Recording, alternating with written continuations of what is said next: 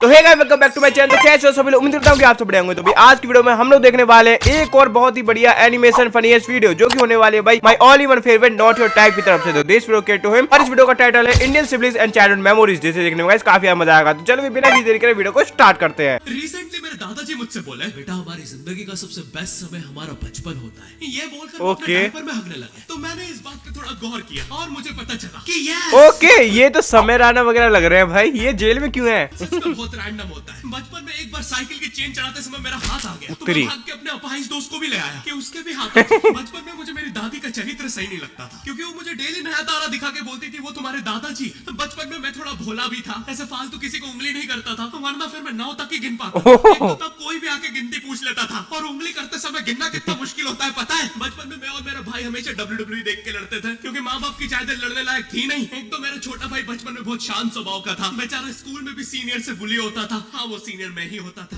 एक बार मुझसे बोलता भैया डॉक्टर बनना मेरा सपना है, तो मैंने उसे नीट की बुक्स ला दी। ओ भाई नीट की बुक ज्यादा लंबी नहीं है। तो अब वो उसका पूरा सपना बन गया। अब वो डॉक्टर गेम में भी बीमारी बनता है और बवासीर पीछे होती है चिंटू। ओ भाई अल्टीमेट। बताए तो एक बार बेचारा बिस्तर पे गिर के रोने लग गया। ओके बोलने लग गए कुछ नहीं हुआ, चींटी मर गई, चींटी मर गई। ठीक है। फिर अभी तक हम चींटियों वाले बिस्तर पे क्यों सो रहे थे? हाँ घर में सबके हाँ ये नहीं गिरता तो हमें तो पता ही नहीं चलता बिस्तर पे चींटियां हैं। हम तो सो जा रहे हैं चींटियों वाले। भाई ये बात तो सच है। अभी भी कोई बच्चा गिर जाए ना तो ये कह रहे थे चींटी मर गई है। पता नहीं क्यों यार, चींटी क्यों मरती है हमेशा। और स्कूल में जब भी ये छोटे भाई यस भाई को क्यों बुलाया जाता है? पता है कितनी घनघोर बेइज्जती होती है पूरी क्लास के सामने, और बुलाते भी ओरा माइलेज में जाता है भाई। बड़े भाई का हगना निकल जाता है। ऐसे दो छोटे बच्चे स्लो मोशन में भाग के आ रहे हैं। हाँ वो उनकी नॉर्मल स्पीड है। मेरे भाई को क्राइम सीन से 2 प्यून पकड़ के ले जा रहे हैं। उसे ब्राउन रंगे हाथों पकड़ लिया गया। मेरे भाई ने मुझसे जाते जाते कहा, मुझे फंसाया जा रहा है। मुझे पता था इस लेंडे के पीछे कहानी इतनी सिंपल नहीं हो सकती। बड़ी तहकीकात के बाद मुझे पता चला इस लेंडे के पीछे बड़े बड़े पॉलिटिशियंस, गैंग लीडर्स और माफिया इन्वॉल्व है। मेरा भाई सही कह रहा था, ये उसका लेंडा नहीं है। हैंड्स अप पीटी टीचर, तो वो लेंडा तुम्हारा था। तो तुम्हें पता चल ही गया, तुम मुझे कभी नहीं पकड़ सकते। रुको, भाग गया। जाने दो उसे बेटा, हमने पीटी टीचर के बड़े भाई को बुला लिया है वो लेंडा उठाने। भाई आपकी नजदीकी सिनेमा घरों में पड़ा होगा तो देख के पैर रखना। ये चैनल पे जितने भी अजीब और गरीब चीजें तुम देखते हो, ये मैं और मेरे भाई की लाइफ में हमेशा होती रहती है, और इसलिए हमने ये चैनल नॉट योर टाइप बनाया था। मेरे भाई ने कहा तू बोल और मैं एनिमेशन करता हूँ, और जो बन गया नॉट योर टाइप। आपके अरे अभी भी लेंडा लगा हुआ है। बचपन में बोला कि तुम जितने दांत तकिए के नीचे रखोगे तुम्हें उतने ही रुपये मिलेंगे। तो मैंने दादी की 32 ही रख दी, तो मुझे 32 रुपए मिले। क्या बात है? 32 7,000 की थी। ओए मैं घर पे साली स्कैमर दांतों वाली परी चांदी के दांत ले जाके 1 रुपया देती है। दांतों से याद है बचपन में सब सूखा बॉर्नविटा खाते हैं क्योंकि दांत दूध के होते हैं। ठीक है ये वाला जो हटा दूंगा। बचपन में मुझे चुड़ैलों से बहुत डर लगता था। एक बार मुझे चुड़ैल के पैर के निशान दिखे तो मैं उल्टा भागा, पर फिर मैं चुड़ैल के ही घर में आ गया। हाँ मैं फटी में भूल गया था उसके पैर उल्टे होते हैं। तो फिर ओ ये तो है भाई। मैंने सोचा इसका पीछे से सर फोड़ देता हूँ। सर फोड़ने गया तो वो उसका मुंह निकला। साली चुड़ैलों के बाल भी मुंह पे होते हैं। आदमी को पता चले तो चले कैसे? जब मैं छोटा था नींद में बिस्तर भी बहुत गीला करता था। मेरी मम्मी हमेशा गुस्सा करती थी कि सोने से पहले सुसु किया कर। अब उन्हें कैसे बताऊं, फिर गीले बिस्तर में मुझे नींद नहीं आती। बचपन में मुझे गुस्सा भी बहुत आता था, तो मेरी मम्मी ने मुझे रेड स्टोन की अंगूठी पहना दी, और सरप्राइजिंगली उससे मेरा गुस्सा इतनी जल्दी उतरने लग गया, क्योंकि अब मैं जब अंगूठी पहन के लोगों को पीटता था तो गुस्सा इतनी जल्दी शांत होता था। वैसे ये अंगूठी मुझे एक बाबा जी के आश्रम से मिली थी। जब मैं वो आश्रम में गया था, एक बहुत ही हॉट सी बंदी मुझे देख के बार बार स्माइल करे जा रही थी, तो मैंने भी मौके पे चौका मारा और जल्दी से अपना नंबर पेपर पे लिख के उसकी तरफ फेंक दिया। वो बंदी ने भी बड़े प्यार से मेरा नंबर उठाया और खा लिया। ओ वो खा क्यों गई यार? भाई उसको भूत लगे, वो तब से सबको स्माइल दे रही है। हम भी सुबह से नंबर फेंक रहे हैं, अभी तक 2 किलो पेपर खा गई है।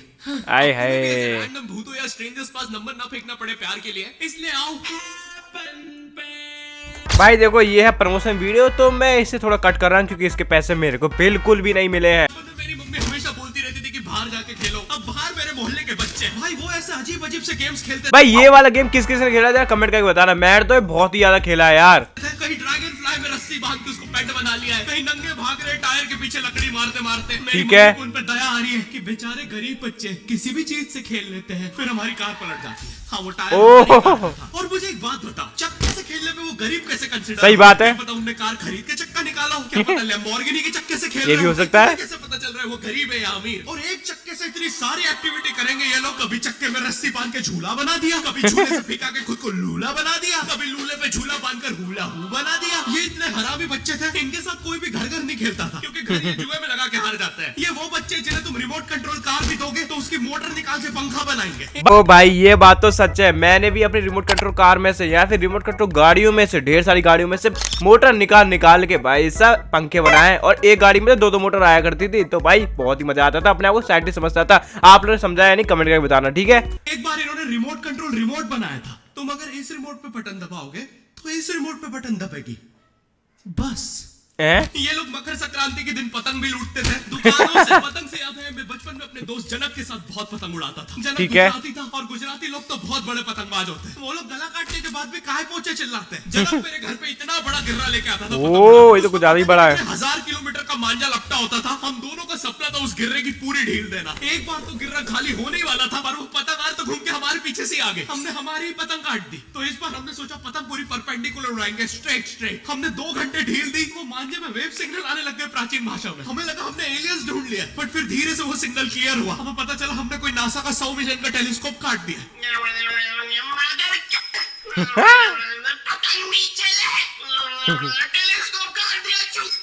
टेलीस्कोप जैसे ही नीचे गिरा, बच्चों से पहले विसरो ने लूट लिया। बहुत वियर्ड तक थे, सारे बुड्ढे छत कूद के भाग रहे थे। तो जनक के मांझे में इतनी सारी गठाने होती थी, वो मांझा इतना भारी हो जाता था, हम चौथे माले से पतंग उड़ा रहे हैं, वो दूसरे माले पे उड़ रही है। बचपन में बोला जाता है किसी भी स्ट्रेंजर से बात नहीं करते, तो फिर मैं इशारे करता था। तो फिर दादी मेरे चरित्र पे सवाल उठाती थी। दादी से याद है, पुराने जमाने में एंटरटेनमेंट के लिए कुछ होता नहीं था, तो लोग 7-7, 8-8 बच्चे पैदा कर लेते थे, ताकि उन्हें जायदाद पे लड़ता देख मजे ले सके। मेरे पापा के 5 भाई और 4 बहनें, टोटल 9 बच्चे। मेरी दादी ने जिंदगी के 9 साल बस बच्चे दिए। दादी ने 9 साल तक पेट पे इतनी लाते खाई है, उनके अंदर से एब्स आ गए। ओ भाई साहब, डैम, ये कुछ ज्यादा ही हो गया यार। मेरी दादी लिटरली अंदर से टूट चुकी थी। उनका इतनी बार ऑपरेशन हो रखा है, उनको डॉक्टर ने टाकों की जगह चेन लगा दी थी। भाई आज के जमाने में तो इतने बच्चे कोई पैदा नहीं करता, उल्टा अबॉर्शन करवा लेते हैं। और यस, मैं अबॉर्शन बोलूंगा क्योंकि मुझे जेल नहीं जाना। एक तो इंडिया में भी अबॉर्शन करवाना लीगल है, लेकिन बच्चे का जेंडर जानना इलीगल है। मतलब तुम मार तो सकते हो, लेकिन किसे मार रहे हो ये पता नहीं कर सकते। ये अलग ही बात है भाई इंडिया की, ये तो है।